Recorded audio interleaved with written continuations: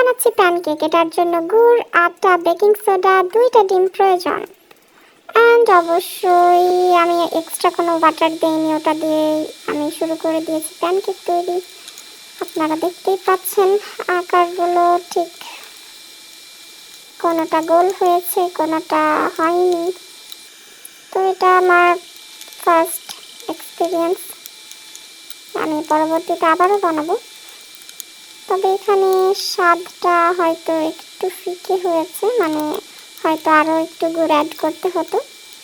তো সেক্ষেত্রে আমি সস এর সাথে যেহেতু খেয়েছি, যে কোনো চাটনির সাথেও খাওয়া যাবে, দেন ইয়ামি লাগছিল। তবে মনে হয় আরও বেটার হতে পারতো যদি আমি আরও কিছু অ্যাড করতে পারতাম, যেমন আমি এখানে কোনো মিল্ক অ্যাড করিনি। তো সেক্ষেত্রে আপনারা সবাই একবার ট্রাই করে দেখবেন আমার এই রেসিপিটা। এটাকে বলা হয় প্যানকেক। অ্যান্ড আমি এটা দ্বিতীয় রমজানে যেহেতু বানিয়েছি, তবে লাস্টেরটা কী হয়েছে সেটা আমি নিজেও জানি না। কিছুটা ফ্লাওয়ারের মতো হয়েছিল, তবে ভেঙে গেছে। ফ্লাওয়ারও হয়তো বলা যাবে না, তবে আমার চোখে কিছুটা লাগছিল। যাই হোক।